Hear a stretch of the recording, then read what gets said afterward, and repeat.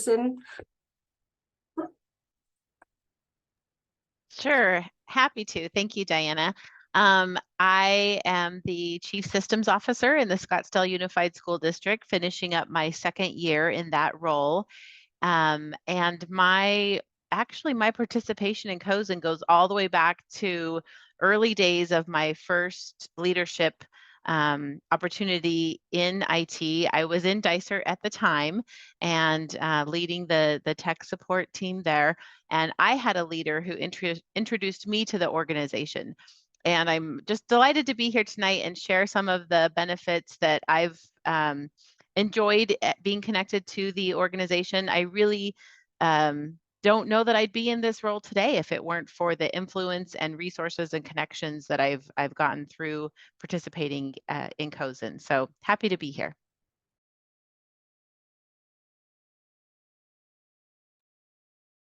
Dave, you want to go ahead and introduce yourself? Sure. Good evening, everybody. My name is David Sanders. I'm the Chief Technology Officer at Mesa Public Schools. I've been there. This will be finishing my last 10th school year. A long time. I think I've been a COSN member. I want to say going on 6 years, or right around 6 years. It's kind of like Michelle said. It's been a great resource for me to be able to see how other larger school districts are getting me to see how they do business, and just the great resources that they offer. So it's helped me put some resources in place at Mesa. Great.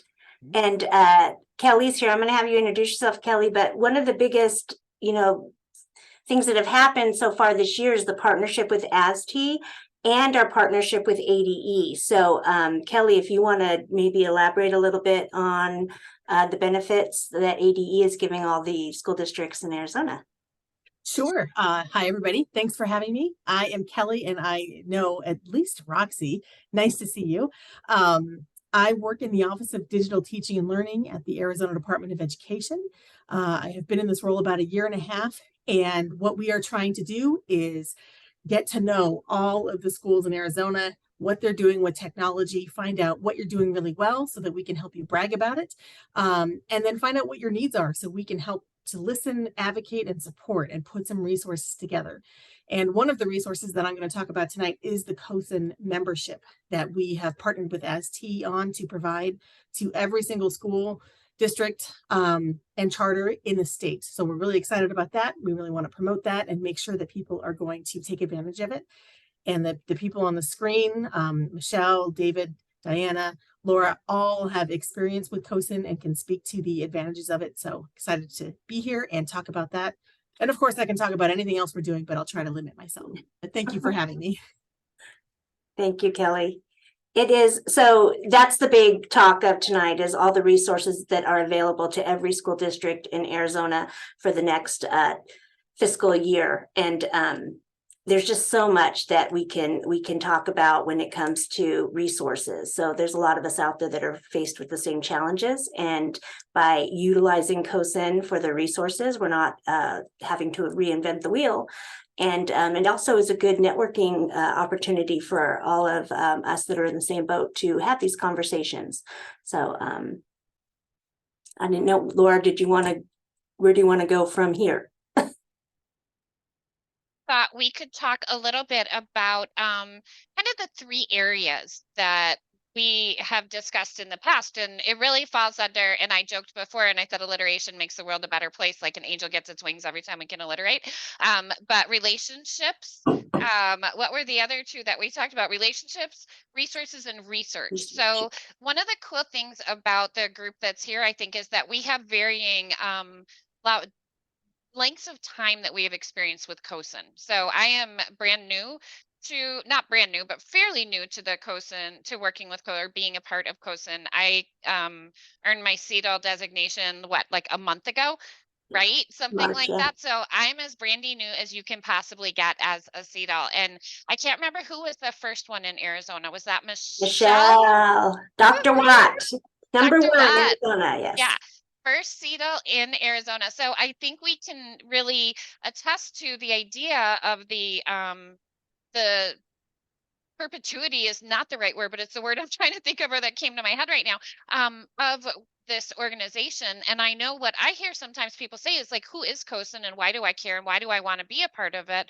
And so that's one of the reasons that we decided to get together today, so we could kind of brag on all the cool stuff and to share out so that everybody goes out and shares out that this is a resources that's funded for a full year. And so, wow, let's take advantage of it and do some great things with it, right? So that's what we will talk about today. And if we begin with talking about, I think, relationships, is it possible? Michelle, do you want to jump in and talk about? I know you were talking about, Is it okay if I first get excited about the CETL? Because Yes. so I started my career as a kindergarten teacher, and I have always wanted to collect things like degrees and certifications. So as a kindergarten teacher, I achieved my master's degree the same semester that I was like, oh man, I got to get out of the classroom. Like there are things I love about it, but if I'm going to work this hard, I need to be paid more. Because teachers work really, really hard. So I went to be an IT professional. Like those two things just feel so incongruent, not to this group that I'm talking to right now, but in the world, you don't meet a lot of other educators with IT expertise. You don't need a lot of other IT professionals with education expertise.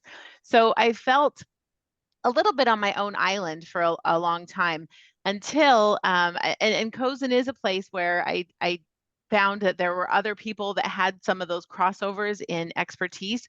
When they developed a certification that could then, say to the world, this is my areas of expertise: education, IT, and leadership. Those are the three pillars of that certification.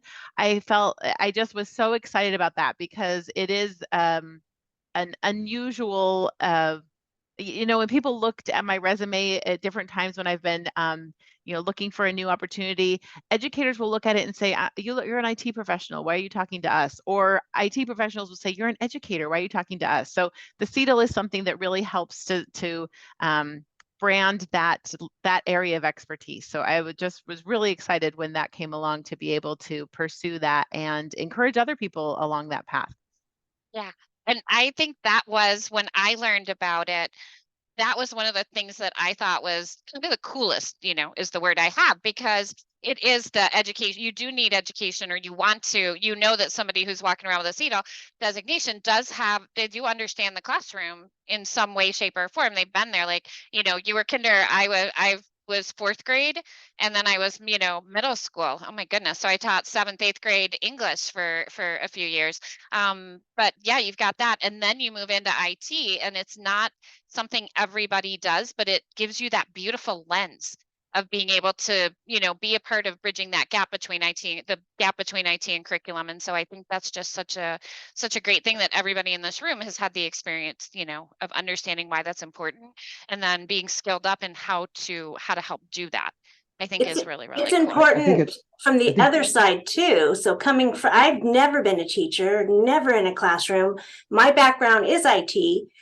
And so being able to get that CETL for me also lets people know that, hey, I do consider myself an educator. I've been in education for 20 years. And so it has helped in those conversations where Michelle's right, where people will go, you don't know how that is. You have no experience, whatever. And it does kind of equal out the playing field a little bit. At least that's what I found since I got my CETL certification. Sorry, Dave, I didn't mean to interrupt you. No, that's okay. So Dan, don't let anybody tell you you're not educator. We're all educators, right?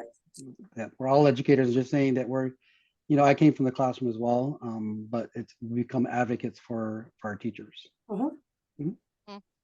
Yeah. And I think part of what I found really interesting was when I was working with my study group, and one of the cool things when studying for the CETL was getting to work with, we put it together a kind of organic study group from our classes, and then people we just kind of knew. And what I've noticed is the minute I earned that CETL designation, people were like coming out of the woodwork to welcome and make me feel welcome. And you just get this network of people who are just so welcoming and just embrace, you being a part of the group. And I think that's really cool. And what I found when we were working with our study group pre-taking the test, was that my experience in education was just as valued as by the IT directors as was their experience as IT directors was to me coming from curriculum. You know what I mean? So it was just a really neat experience to see everybody working towards a common goal, you know, and we can speak a little bit of a common language. And I think that's one of the, as we, you know, kind of first talk about the whole relationship aspect of the work with COSN, that or partnering or being a part of the COSN community, I think that's the first thing I'm learning being relatively new to this. Can we let Michelle ask a question with her hand raised? Is that okay if we, yeah, Michelle, talk to us. What you got? Where'd she go? I'm right here. Thank you, Laura. There I you really are. You appreciate it. moved on my screen. No, I've been working on my AzTEA educator certification, and Yeah. I would love to know if from everyone's experience here, how the CETL is different than the AzTEA educator certification, which by the way, I swore since I'm double retiring that that was going to be my last certification, but you guys are kind of bringing me along, like maybe I'm going to do another one. So I'd love to hear, how are they different, or are they co-complementary? I'd love to hear input from the panel about that. I would love to dive into this one if Yeah. if anybody wants to go ahead of me and I'll add on or okay. So I'm an ISTE trainer.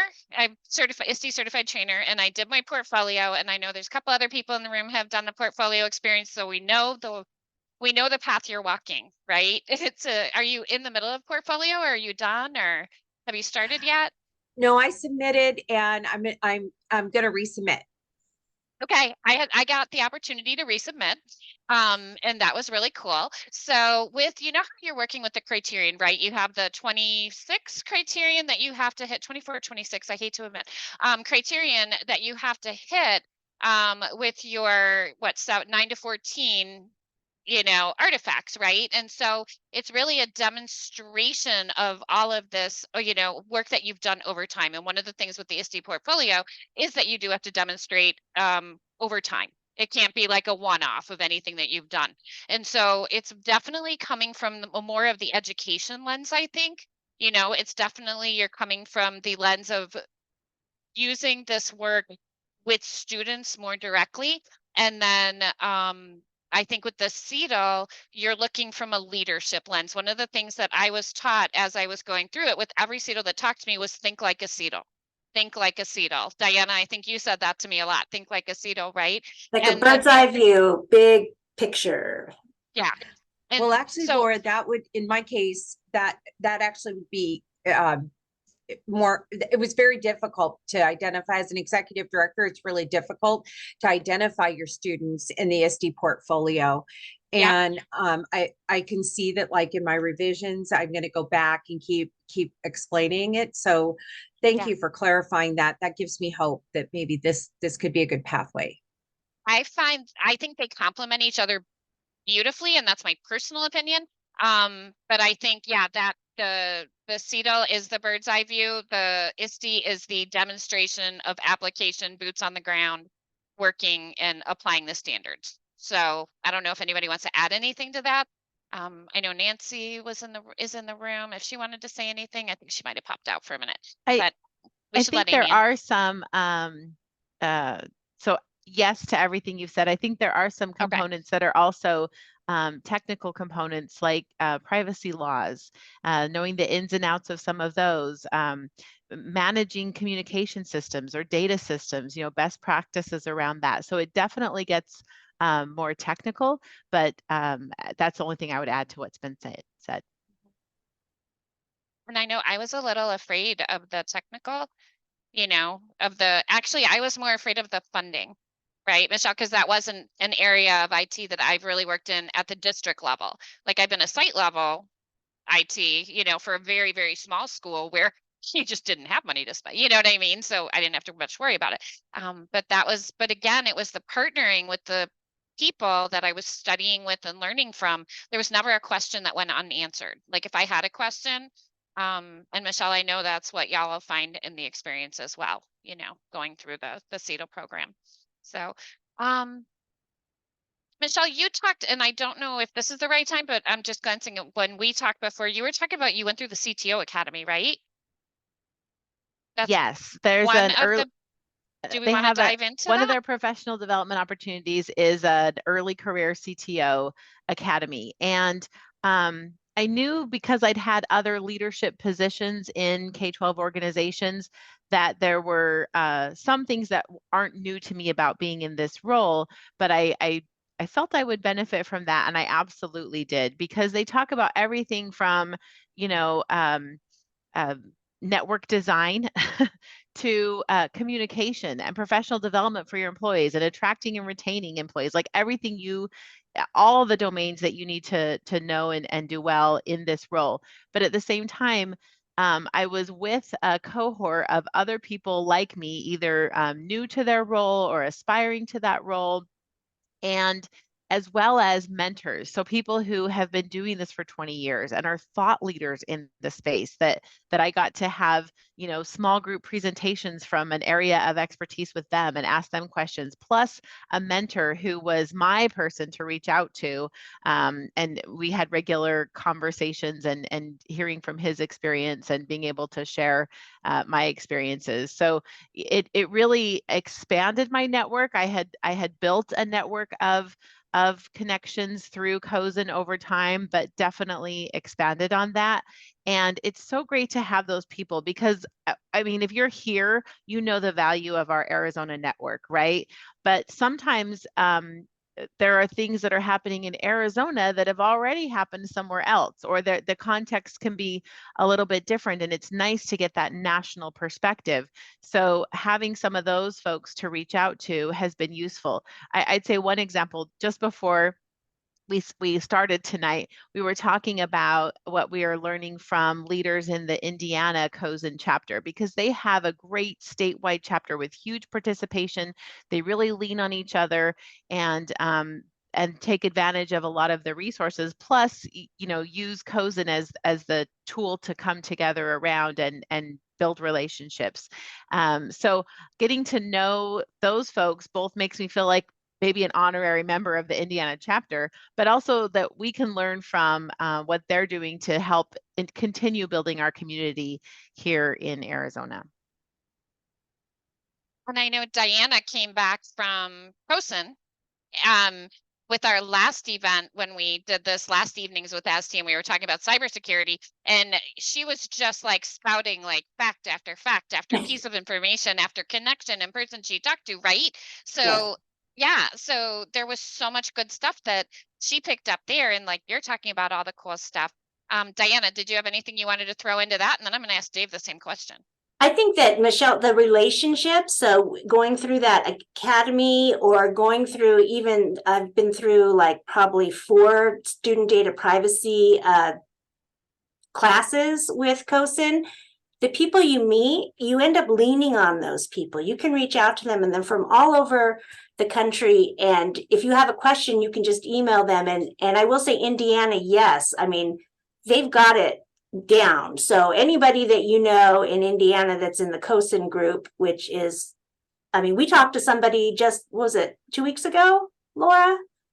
Wasn't he from Indiana? We had Indiana, we talked, Thompson, Indiana. We were talking to, we were talking to Eric in Montana too.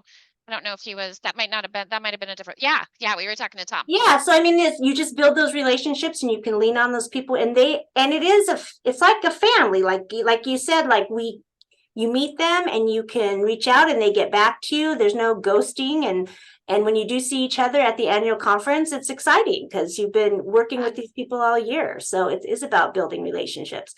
I'm curious, where's Dave going? Dave, come back. about your experience with COSN. So what kind of resources do you see as a benefit?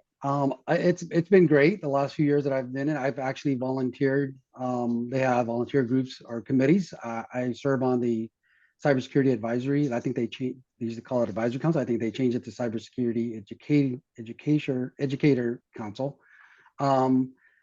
I serve on that committee, first off, because I want to learn, right? And I want to make connections like you guys to see how other school districts are dealing with cybersecurity. And Amy McLaughlin is an awesome resource.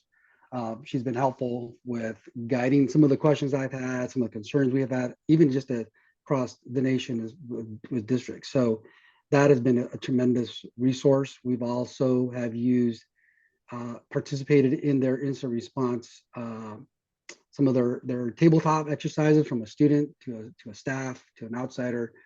I've even brought in some of my staff to play along with that, just to get them thinking, how would we handle these kinds of things, right? So it's been great. The other thing too is, this summer we at COSN introduced we call it the K-12 CVAT, right? The vendor assessment tool, another tool that could help school districts with assessing vendors if you don't have a vendor assessment way to assess them. So there's a ton of resources, just what you want to take advantage of. I was love that trying- you mentioned the volunteer opportunities as a learning opportunity. Right now is usually the time of year when they are looking for volunteers. So I know I just saw something in my mailbox not long ago about seeking out people, and that's like, I've had opportunities over the last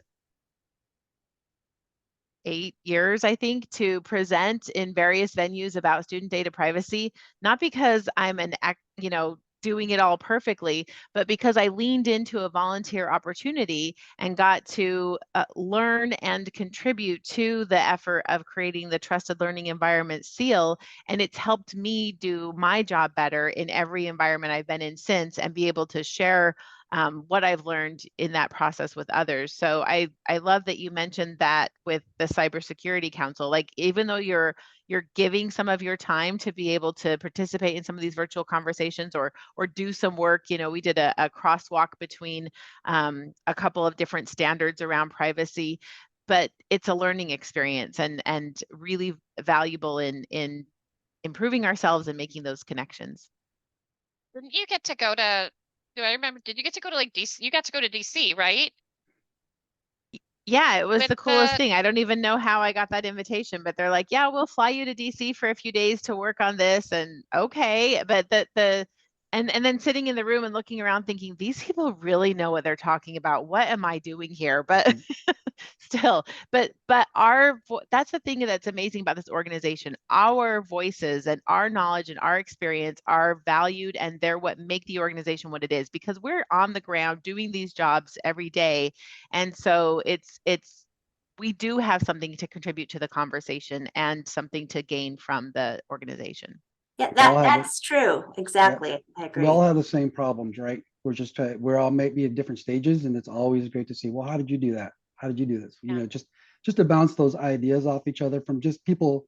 We here in Arizona, we talk a lot amongst each other through email and stuff. How do we do this? But it's also great to be able to go outside of the state to see how other people are doing it. It's just kind of a checks and balance to make sure that we're doing it the right way. Right. And it's not like COSN has all the answers, and they need our feedback. And they also have they have a voice in Washington. They have a voice with the FCC, so they can actually, fight for us and what we need, what we're seeing that we need, even in Arizona. I just got back. I got a COSN scholarship to the ASU GSV conference in San Diego last week, where they sent me to San Diego, and it was a conference of vendors, but they weren't allowed to sell. So what we were there, K-12 leaders, the vendors would meet with us to pick our brains on, we're trying to develop this, would this work in a K-12 environment? Or are we going in the right direction? Where do you see the needs are? And I felt extremely valued, even, after being in the industry for 20 years. I've never been in a situation where a vendor wasn't trying to sell me what they have. They were more like, do you think this would work in K-12, or where do you see AI going? And what about, cybersecurity? And it was a great conference. And I thought this was a good idea. And I mean, lots of young up in, starter companies, and just to see what's coming, because I saw a lot of what's out there and what's on the way. It's amazing, amazing stuff. So yeah, young 19-year-old CEOs, right? Oh yeah, they were kids. Kids. And I was just like, oh my gosh, you guys are brilliant. And There were, you know, a lot of from international. So we talked about FERPA in the US, and a lot of them were like, oh yeah, we heard that. And it was just, you know, they took notes, and I felt like, wow, this is nice. Somebody actually cares about my experience instead of just trying to sell me what they think I need. So Right. it was a great experience. And So I I know, guess I'm sorry, I was just gonna say, I guess my point is COSN wants to learn from us too. We're all part of COSN. It's not like COSN is telling, where you become part of COSN and you're all kind of on that same trajectory to the same goal. Yeah, the membership drives COSN, right? The Yes. membership is COSN. Yes. The strength of it is the better, right? and I love that. And one of the tying into what Michelle was talking about and what we were all talking about with the volunteer opportunities. Like I said, I've, been a CETO for a month, and I've already gotten like tapped on the shoulder to be part of to be able to volunteer. So I was super excited. And the CETO program, when they have the opportunity, you have the opportunity to participate in the classes, right? They have coursework that you can do. And so they're doing a, kind of relook at some of the coursework. And I have a little bit of a curriculum background as well, and so it was really cool that I can bring that in, because I tend to think of COSN as what's the IT people, it's the tech people, right? And I've been in ed tech for years, but it's really nice to see that they want curriculum, people with the curriculum background is just as important. You know what I mean, is equally valued. And so, the people who move into ed tech from curriculum, I think we can add value as well, because a lot of times, I always say I like to be in the room with people that are smarter than me, and all the time I am, all day long, every day, like in this room right now. So it's really nice to be able to tap in and volunteer and support right away. I know that did anybody else have any other volunteer experiences that they've had with COSN that they want to make sure we talk about before I jump into resources? Because I wanted to, before we share some of the cool resources that we I'd were love talking about to the other day. link volunteering with resources.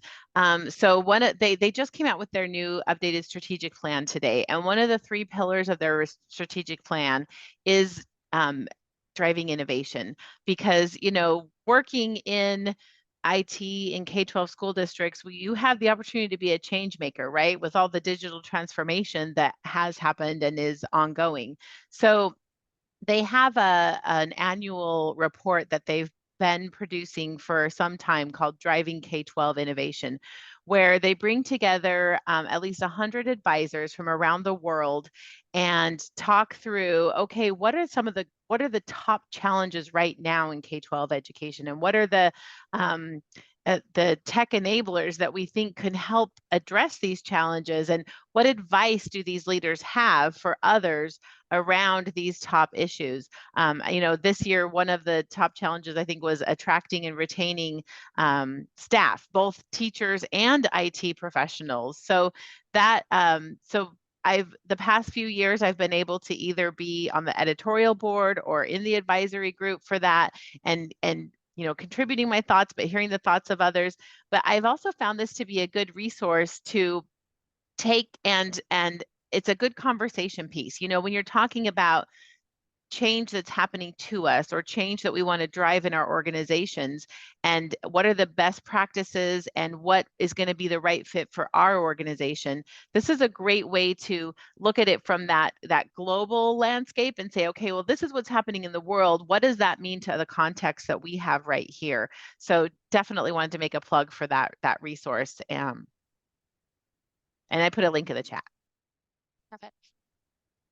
Kelly, do you want to take, Roxy just asked question about knowing when membership will start, and did you want to dive in and talk a little bit about ADE yes. and all that good stuff? Perfect. So it is a 1-year membership, as everyone's been talking about, and it will start, the official dates will be June 1 to July 30. And thank you for putting that link in the chat, Laura. So the link to sign up is there, and you will input your IT director's contact information. And they will be the official point of contact for COSN, and COSN will send them a welcome email with the ways to get signed up. And then that is the point of contact for your district or your school. And then everybody else can sign up once your IT director has the information on how that process works. And I believe Michelle and David can speak to that process if there are questions. we are hoping that that membership will actually start a little bit earlier. So it's just a matter of payment going through at this point. And I think that we are close. I don't know if that's a week or 2 weeks, but I do expect that that will actually happen before June 1, which will be nice. And again, it will be an email that will go to the IT director, the point of contact for your district or your school.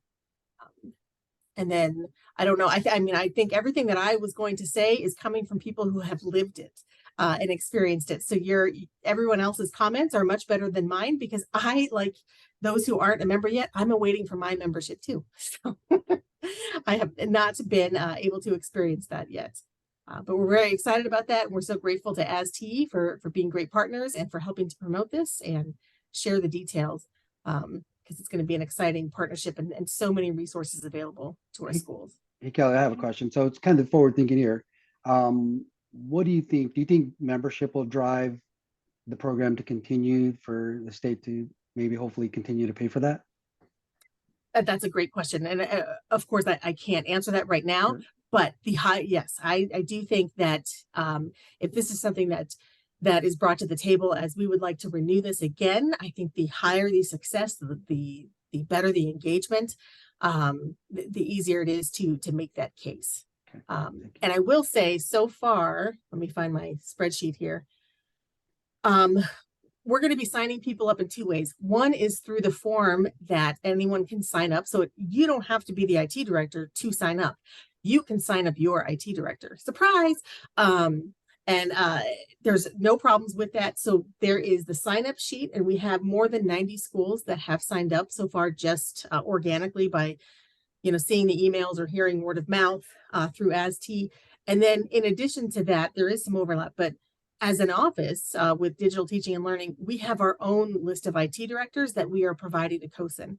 So we're sending that to COSN. They are inputting manually those names, and we'll send a welcome email to all of those IT directors as well. So we're really trying to broaden that reach, but it is your word of mouth that will help us, with your contacts outside of your district. And even there, so I am in the AzTEA certification cohort right now. And we finished our classes, and now we're in the midst of our portfolio. So I really enjoyed hearing, I think, Michelle talk about it. And I have a feeling I will be one who will be resubmitting. It's not due until October 31st, but that is a group of people that I need to let know, hey, make sure that you know about this opportunity with COSN. Yeah. And resubmitting is never a bad thing. It's an opportunity for, Do they let you resubmit more than once? Yeah. Okay. Yep. I just want to make sure too that membership from ADE is just an awesome opportunity, but we want to also keep in mind that we now have, thanks to AzTEA, an Arizona COSN chapter for the first time. So this is the first year, and I'm hoping that sorry, somebody just waved to me. I'm hoping that well, I know we will be doing some COSN chapter events this year, AzTEA COSN chapter events, because that's part of being a chapter, is we are going to have a focus on some of these resources and do some more COSN events along with AzTEA. So I'm hoping that as we start later on, start talking about things that we're going to do at our AzTEA board meetings, that we're bringing in that component, because that's huge. There's never been an Arizona COSN chapter, and I've talked to me and Dr. Watt have discussed it for years and years and years, and it's finally happened. And I just want to make sure that we are aggressive this year, and we let everybody know what the resources that are available, but also do our own Arizona chapter events as well. So I'm excited about that. Super excited about that. That's going to be great. I know we've been kind of chatting about the different resources and stuff that are available. I don't. Is this one publicly available? Like, here's me being super techie. I actually have it printed out. But the EdTech Leadership Survey Report, I don't know if this one's publicly available or not, but I know that one of the things that it spoke to is the top tech challenges. And I know I've used this in some presentations that I've done at FETC, TCEA. I used it as like the foundation piece for things that we've talked about. But it's really interesting. I think that it's like Dave said at the beginning, like we all have the same problems. We're in different, or challenges or opportunities, whatever we want to call them, but we're in different spaces, or at different, spaces on the journey or whatever. But that, the consistent thing that comes up year over year over year is the existence of silos Mhm. in the districts, right? And so that's one of the big challenges. And I think anytime we can work to break down silos, which I think working with COSN, working with ISTE, working with, AzTEA being able to be a, ISTE and COSN, like to be able to have some partnerships going on there, how great is that? And then within the districts, as we all work to speak the common language, speak a common language, again, we can break down those silos. And then I could go into some of the others are, budget No, constraints, resource. I Go ahead. love that you mentioned that report because that is one example of a few where COSN provides a resource because sometimes, even though you're an expert, you're not an expert in your own organization, right? Nope. You need someone else that you can point to saying, they say that this is what needs to happen. This is the state of things, that this is the biggest challenge. This is where we need to devote more of our budget. And that lends some additional credibility. So that report, it goes to COSN members, so reflects the state of what is happening out there in the country. I'll say that early on, COSN was much more heavy with their membership on the East Coast. So the more that we can get Arizona voices in there, we know that public education funding on the East Coast is better than here in Arizona. So having our voices in that survey is important as well. And they are an advocacy group. So some of the changes that happen over time, including the ECF program and E-rate, COSN is advocating for K-12 technology and what we need from federal funding on the Hill. And Dave mentioned earlier how great it is to be able to connect with other large districts across the nation and learn from them even outside of Arizona. But also there are many, many very small districts across the country, and those folks are members of COSN as well. So every type of, just like we have every type of school district here in Arizona, that is every type across the nation as well. So they really have to scale their resources to support very, very small districts and very, very large districts. So I'm glad you mentioned that resource. One other one that I'll just mention, although I haven't used it, they do have a peer review opportunity. So if there's something, for some reason, you want this external perspective on coming in and evaluating the things that are going well and celebrating those, and having that external expertise pointing to the things that are high priority that need to be addressed, and getting support from that from an external perspective. They do have a peer review service as well. We just went through our Cognia accreditation in Scottsdale, and it's a great way to be able to share with our board from an external accreditation service the things that we're really doing well, and have them say, yes, you're doing this really well, and for them to validate the things that we want to focus on and put more resources towards, and say, no, these are important things that you should be working on. So wanted to mention that they offer that service as well. That service is also good if you're not able to convince the powers that be. Having that third party come in and say, okay, well, we reviewed it and you really need to put some budget towards cybersecurity, or you need to, sometimes that helps. I know a lot of small districts that have said that that's what's got them where they needed to go with their cabinet. I rarely say we need to do this because I say. Yeah. I pretty much always say because either the auditor said, or because this is the recommended way to do it. So it's rarely because David wants to do it. I use somebody else's reason why we do that. Yes. And by the way, Michelle, we are funding wise, we are 51 out of 51. We dropped. Just let you know. That did note, Utah What and Arkansas category, start? Hey, Dave, 51 out of 51 in what category? Overall? We're all funding for schools, K-12. We were 48, I believe, for a while. And this year, I think we dropped to 51. I think if your dog starts barking, then everybody else's dogs are going to start, You have a dog in the data center? Is that what's going I on? know, Thank you. right? He's our watchdog. Keeping everything, Yep, making sure sure. nice and I don't know cool why in he's there. barking there. He's cold. Needs to be wrapped in a blanket. So we are at 7:42. So we have about 3 minutes for our lovely, wonderful, amazing presenters to share any last bits before we kind of open up and just kind of go into informal. Let's all just sit and chat about things. So, Kelly, Michelle, Dave, Diana, anything that you haven't had a chance to say yet that you want to make sure goes on record as being something you want to have said tonight? Any last thoughts? I feel like we've covered a lot. I think it's a great opportunity for us to learn and grow, right? Also to see my fellow Arizonans at another conference somewhere in the same spot, right? We've seen each other more there, right? And it's unfortunate, but we've seen each other there. But it's a great learning opportunity for sure. Always open to learn.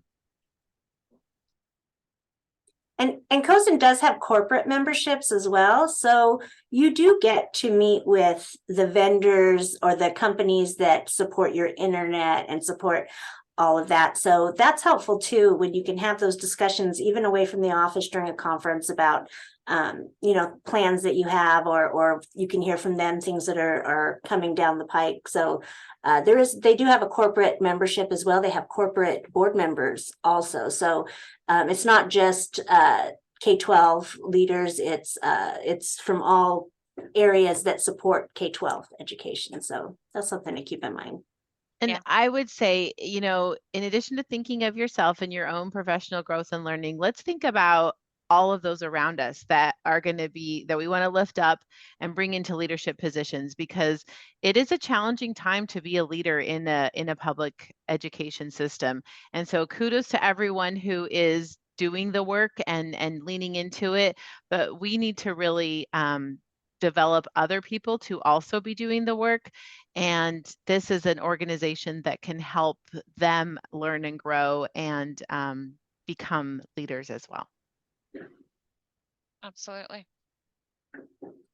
All right. So does anybody have, as before we say thank you for all the great work that y'all did tonight, do we want to open, we can, call like a hard stop to our formal time tonight, and then, unmute, let's talk, let's see what other kind of questions that we have and things we want to talk about. So before that, let me do the formal. Thank you so much. Don't hang up though. Don't leave, everybody, because we'll talk for a few more minutes, but we'll do the formal. Thank you so much, Diana, Dave, Kelly, Michelle, for all of the great information you shared tonight, for taking the time to share with us. Thank you for, on a personal level, for making me feel so welcome in the CETL community as a brand new member of it. And thank you for being on Evenings with AzTEA. And so we had a great time tonight. We really appreciate you. So thank you. That is our formal. So now back to, the after party, we can start. Do we want to, Roxy, got anything you want to talk about? Any thoughts?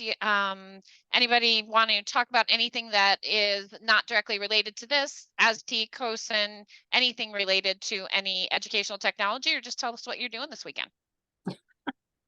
I'm just kind of curious, like, what the relationship between COSN and AzTEA, like, you know what I mean? Like, what are the AzTEA people organizing all the COSN things, or are they two separate groups, or like how is that relationship going to work? I think you have the right people in the room. Diana, you want to dive into that? Yes, so it is a partnership. So it is AzTEA/COSN. So one membership, both groups. So everything, so AzTEA is not going to stop what the path they've been going on. But what we'll be doing is adding the COSN portion to that as well. So having that, like I was mentioning, the Arizona State chapter, is we will need to have some COSN chapter events, but it'll just be adding to what AzTEA's already been doing, just kind of with a different resource and different group. But AzTEA's still going to be doing what they've always been doing and continue with that, right, Laura? Is that? And I would say kudos to Diana for really pushing and putting in the time to join the board, because of this idea that we've seen other states where the ISTE affiliate is also the COSN chapter, and that's such a natural connection there. So so excited that we have that now in Arizona. Yeah, super excited about it. And that's it. And like Michelle said, we've seen it in other states and seen how it's been such a successful pairing to give that full circle I don't know how to say it differently, but it really is. It's like a holistic Right. wraparound effect of ed tech. And or with ed tech. ADE purchasing memberships, that also means AzTEA membership. So you have an AzTEA COSN membership for a year. So we don't want to forget that part, because that's important. Yeah. Yeah. And we didn't want to forget AzTEA.org has a calendar of all the cool events that we have coming up. I was going to mention it before, but it wasn't the time, Dave. Dave, I think you were talking about tabletop exercises for a little bit. And I believe, don't we have one coming up? I think it's Yes, you May, do. right? I have details on that. May, yeah, May, perfect. May May? 9th, right? Yes, Interactive I rooms with can. tabletop simulation. Yes, I can put a link in the chat for sure. That is that's AzTEA, Homeland Security, and ADE working with a vendor called Rubric. Rubric will facilitate it, but it is a whole ransomware simulation. And we are really encouraging schools to come, not just the IT department, but bring others who will be a part of a breach. This is a great exercise to see like what is going to happen. What are the things we need to talk about? Who needs to be involved? So bring other people to the table with you to really get that full experience, because I do think there are going to be a couple of moments of like, oh my gosh, which is good. So let me find that. I'll stop talking and I'll find that link and put it in the chat. Yeah, and I'll drop as we're talking the upcoming calendar for AzTEA, because it has a couple other things as well. That just kind of tie into what we've been talking about. Tomorrow, oh, Michelle, go ahead. I'll stop talking for a second and then I'll pick up. You sure? Yeah, of course. Okay, because you were in your groove there. I don't want to break. So My group, no. I would love to pose this to the group. Like, the more I'm processing this, I've been an active member and co-chair of Guppy Mech. I've been an active member in ASA, and I just keep thinking like there's just so much that you've talked about tonight, and so many stakeholders. And Kelly, you just led into it. And I'm thinking of I've held a lot of different positions professionally. How important bringing this, and Michelle, you spoke to it really well, and every single one of you as a panelist has spoken to this. Like, I'm wondering, one, how could we leverage what COSN has to expand and grow our new leaders that are coming and those that are in their seats now? And then B, how could we do that across and leverage that across some of the existing organizations, just like in Kelly, in case in point in the ransomware example, but that's just one example. I'd love to hear from you. I'm sure you designed that in your mind, each one of you, David, Diana, and Michelle. You're thinking about that all the time. Like, gosh, I wish we could get those ASA people here, or the business people here, or the curriculum, So do you think we could, AzTEA as an organization, maybe strategically approach that? And I'd love to hear how you framed that in your mind. I'd love to hear it. The event happening tomorrow, the CI and IT of AzTEA event, is only in its like 5th year, I think. And that is a huge event, because something we hear at COSN all the time is that the challenge of IT and curriculum working together and the need for that to happen. But I'm seeing change. When I was in a role of a director of instructional technology in Dysart, I was going to keep it quiet, but Diana's here. I partnered really closely with the curriculum director because we were working on a lot of digital transformation. But at the time, it was still very much like, we're curriculum, your technology. And you can't be. The curriculum directors have to know about technology.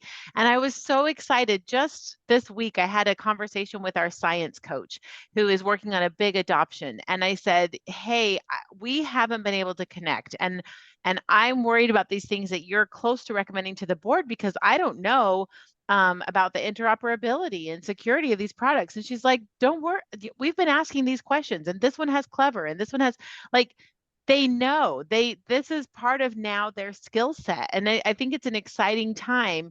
And so it's always a challenge to continue to collaborate. And part of that is just time and resources, but it's so exciting to see how the understanding and the knowledge is really growing. So yes, we have some ed tech coaches who help support a focus on using technology to impact pedagogy, but our curriculum coaches also help people with how to log on and why they can't see that student yet, and how to use this digital curriculum. And that's a real big shift that's happened really quickly.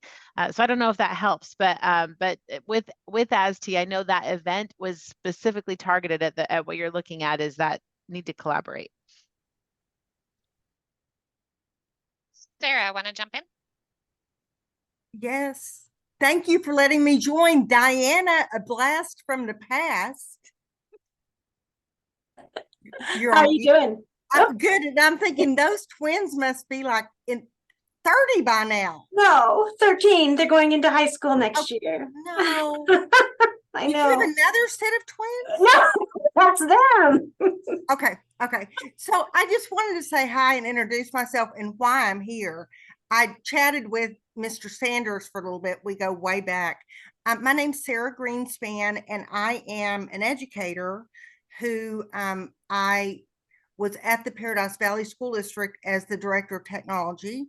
You all probably know Jeff Billings, the man, the legend. Yes. Okay. So Jeff worked for me. I left Paradise Valley 20 years ago and I was recruited by Dell to work in their K-12 business. And so I went to the dark side and became a vendor. So I have the background of sitting on both sides of the desk, 3 sides of the desk, as a teacher, as a parent, as a technology director, and then most recently as a vendor. I spent 14 years at Dell. Most recently, I spent 5 years at Lenovo. Most all of it public sector. I spent the last few years at Lenovo in big global accounts. So fascinating with some of those things. But all of this to say that, and then I moved back home to Texas about a year and a half ago. I had a life change, unexpected life change, and I am relocating to Arizona next week.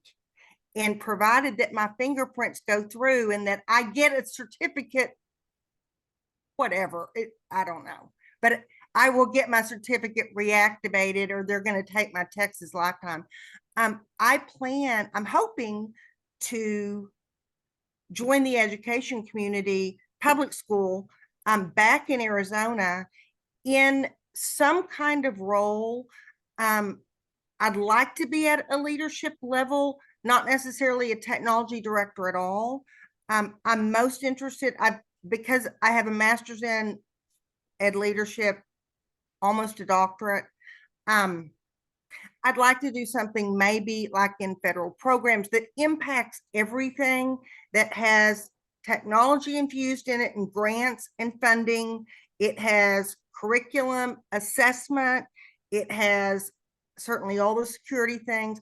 I have a good background, from the pocket to the cloud and everything in between, having been in this industry. So I'm not here to network, Willie. I'm just here to say hello. And if I reach out to you, I'm really trying to just call on my network, because I was in Arizona for so many years, and getting some help with how to pivot back into education in a way that's non-threatening. Because as somebody who was part of that group and then left, and I do have a son that's in college in Indiana, he's at Purdue, he'll be a senior. So leaving helped me do a lot of those things for my family that are wonderful, but I'm in a different phase in my life. And now it's about giving back, and it's about taking all of the experience that I've been privileged to collect and somehow make a difference. So where that's going to be, I don't know. I may end up as a lunch lady, okay, in the fall, but at least I'll be contributing back to my Arizona teacher retirement. Damn it. I can buy in some years at that lunch lady salary. Okay. I don't know if they'll let me do that, but I'm going to find out. So thank you. It interesting just to hear. I have always kept an eye. Who hasn't kept an eye on what's going on in Arizona with everything that's been going on? But as your first technology director of the year, Do y'all still give that award out, Diana?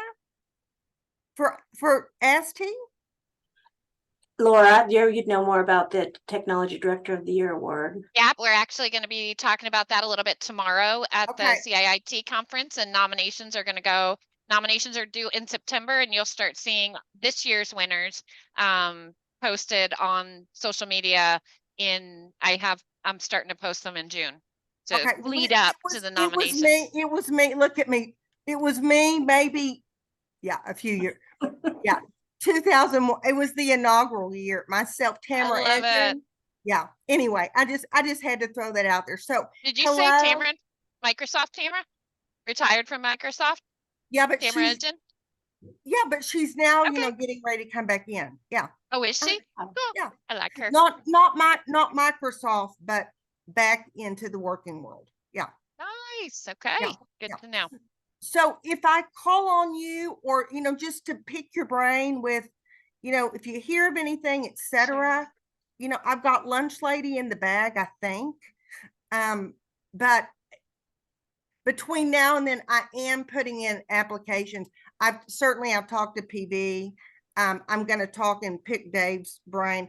Michelle, I'd love to talk to you. I was going to say, if lunch lady doesn't work out, bus driver definitely, but I'm just being funny. Got that? No, I can relate. I came back to K-12 during the pandemic because just felt that desire to serve. So Yep. Yeah. Yep. And here's the thing. What's fun too, and I'll close with this, is that when you get to this point in your career, you're motivated by so many different things. And it's not about it. I mean, I've had big titles and I've had huge paychecks and I've sold millions to many of you here, but thank you for that.